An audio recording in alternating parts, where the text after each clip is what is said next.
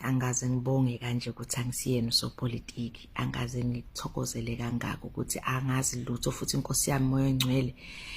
Konke ngikukhuluma ngepolitiki kuyinto nje esuke iyilogic kumina, not ngoba nakho kukhona engikwaziyo engik-understandayo. Ipolitiki mfethu leya game trick leya, futhi it's not for the fainted heart, and mina I'm very faint.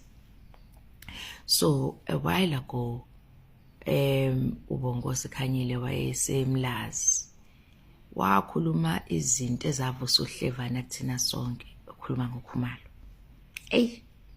Lapho we were close to ama-elections, we were going to ama-elections. Wakhuluma mfethu, wahlaphaza wangidina. Wangidina ngaze ngenza ivideo lapho khona nami ngangimrabisha khona ngithi lo muntu une-access yonke kwi-leadership, yini le menza ukuthi akhulume edlangalaleni izinto kanje, yini angakhulumi ne-leadership. So for the longest time I've been avoiding him, ngoba ngangingenankinga nokuthi uthini, ukuthi uKhumalo wenzeni, because ngangingekho lokho kwakumele ukuthi kube nophenyo uproveke. Kodwa enganginenkinga yakho ukuthi ubeka kanjani umkhonto engcupheni. Umkhonto wona mangabe wena unenkinga noKhumalo, yini le kwenza ukuthi ungayi kwi-leadership uyoyibika khona? Yini le kwenza ukuthi uvele uhlaphaze nje? Izolo-ke ngithola ithuba lokuthi-ke ngimbuze, because yabo lento kuba luvanzi kwami la kumkhonto, phela mina ngusomandla, ngusomnini nanini, ngithola yonke indawo la. Kukho la ngeke ungithole khona, ngiluvanzi nje, ngunandi wabantu. Ngisho lo uzodwa wathi uzodwa wabantu, nami ngunandi wabantu. So bengimeleke ukuthi siyosebenza emlazi emakhadini. And last time kumele siyosebenza, bekumele siyosebenza eSinathini emakhadini, kanti the other time kwakumele siyosebenza emlazi emakhadini. Kwakukhona umlazi, kukhona ishow. Ngakhetha ishow ngoba ngibalekele ukubona uBonkosi. Ngangithi ngiphunyukile. Kwathiwa manje futhi kumele kuphinde kuyiwe eSinathini khona uBonkosi. Ngizwe ukuthi yabona-ke, but manje ngoba umkhonto lo odinga ukusetshenzelwa, angikwazi ukuthatha ama-feelings wami ngiwafake avimbe ukusebenzeka komkhonto. Akukwazi. Phela umkhonto is not about me. Umkhonto is about i-future yey'ngane zethu. Umkhonto is about izwe lami. It is not about uNandi. So angikwazi kuba selfish ngithi ngeke ngize ngikwazi ukusebenza nobani ngoba mina ngumfili. Ngihambe ngeSinathini. And ngiyabona ukuthi mina noBonkosi sisenako ukubukana ngeziqu zamehlo. NoBonkosi uyazi ukuthi ngamrabisha ngendaba kaKhumalo. Plus vele khona lento ukuthi uNandi ubesebenza noKhumalo, uyabo. So I'm very much aware ukuthi nje there are people abasangibuka ngeziqu zamehlo ukuthi lokho kuko kwasondela kuKhumalo. But they don't know ukuthi ukufika kumkhonto ngafika kanjani, ngafika nini, ngafika nobani, kwakwenze njani. And ngiyabonga nje ukuthi nomuntu owangiletha kubaba akakho that much into politics, she's more into business. So ayikho ngempela into ukuthi kumele ukuthi manje ngoba enye into engiyinotisile ngepolitiki ukuthi umuntu makuyena okubekela sekumele ukuthi manje umthandazeke, yabo, ulibele kancane kancane kumele ukhothame ngoba phela ufike ngaye la. Mina ngaba nje nenhlanhla enkulu ukuthi ngayilando la ngihlalele ku-TikTok uSine wangisa kubaba, and nayo leyo kaSine kusameleke ngiyilungise because uSine wangilandwa ngisa kubaba. Engqondweni yami ngayitshela ukuthi ushuthi uthunyiwe ubaba, kanti lutho uSine wayeyilandele mina nje ngoba wayengibone ngiyikhulumela kahle ngobaba kulama video ayewabonileyo. Lokho ngikuthole after video engangiyenzile for uSine, ngithi ngiyabonga. Waswangibuza ukuthi angi-understand-ke leyo issue la, because ubaba kazaza athi angizokulanda mina ngakuhambisa wena kubaba. Ngase ngasho ngathi Nkosi yami, perception yami umoya engcwele ngiyaxolisa. Shuthi mina ngathatha ngabuka nje ukuthi ngeke ngivele ngihambise kubaba umuntu ubaba angakaze ambize. So ngayitshela ukuthi kushuthi ungibizile ngoba ubona ivideo leya, kanti wena ubona ivideo wasiwambonisa. Alright, sharp. Anyways, angikho lapho ngingapha. ngahlala ke phansi noBonkosi Zulu. Mangihleli phansi noBonkosi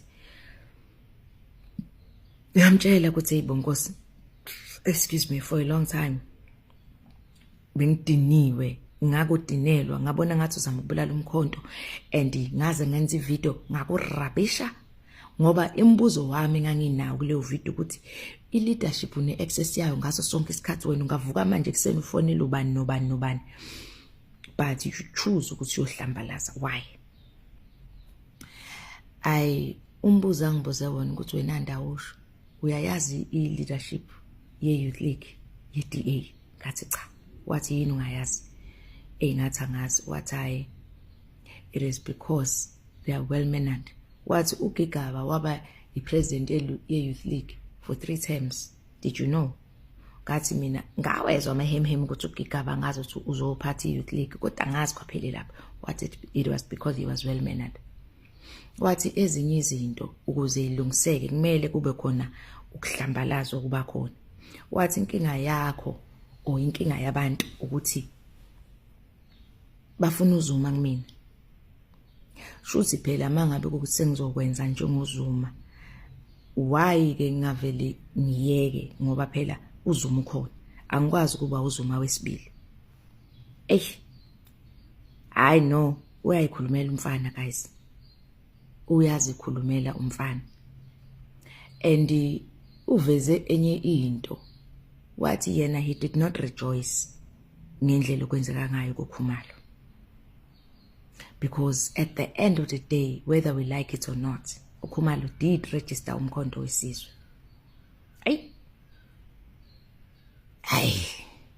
Ngabona ngathi abo politics is not for the faint at heart.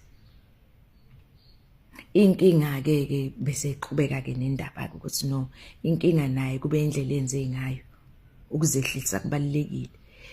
Ukhulume ngento kade ngimbuka yena eyenza. Wathi yabona mangabe usushayekile kumele ukwamukele ukuthi ushayekile. Wehlisa umoya uyoqala phansi. And yena uBonkosi ushayekile ngoba wehlisiwe esikhundleni se-Youth League president. And isasho ngo-elethu sababaningi sathi yes. But ma ukuthi ubuka indlela enza ngayo yena njengamanje. Uyabona ngisho ngithi i-youth eqophisana naye ayizoba nenkinga enkulu. Uma ufuna uqophisana naye uBonkosi, sengiphi advice ke kwenye youth efisa ukuthi mhlambe ibe lapha akhona ngelinye ilanga. Umuntu mangabe nihlala naye isokha ekushaya kuyisokha, into kumele uphume lapho uyoyenza, hamba uyopractice isokha, ubuye uzomshaya. Awukwazi ukuthi ushawe kuyisokha ugijime uyopractice ichess ubuye uzodlala isokha ucansi uzowina. Lo mfana lo uyalisebenza iground. And yabona uthe mangabe ethi forget about everything and focus on what you want to do, ama results azozizela. Wathi yabona njengamanje ifocus isekusebenzeni, ama results azoyiqhamukela. Wathi inkinga ilento ukuthi ikhundla kuphela abantu abayijahayo bese bengasebenzi, babhizi balwela ikhundla. Engabe umuntu ushaya iground. Engasho ngathi la uyabona mfethu umuntu ozoqophisana noBonkosi when it comes to ukuthi kuyakhethwa, ngoba angisho kuthiwa abantu bazoyikhethela ukuthi ubani uzobahola. Uzokhala ngephansi kwejazi bafethu, angifuni ukunikhohlisa. Yabona engakusho ngenkulumo yethu yayizolo ukuthi sengiyamqonda uBonkosi. Angakavumelani ngezinto mhlambe ngendlela enza ngayo izinto because mina ngiyayithanda idiplomacy. Kodwa ngiya understand ukuthi kwesinye isikhathi ukuhlanya kuyasiza. Kunezinto nje kumele ukuthi uvele uhlanye ukuze zenzeke. So sengenzela ke naba bengibuka ngenza leya video ukuthi bazi ukuthi agcinanga lapho sekuphinde kwaqhubeka. Ngikhulumile ke manje noBonkosi and sengiyaqonda ukuthi yini enze indlela izinto ngendlela azenza ngayo, ukuthi ngiyavumelana nango angakabi neshock leyo ndawo, kodwa sengiyaqonda because i-understanding ibalekile ukuthi izinto ziye phambili.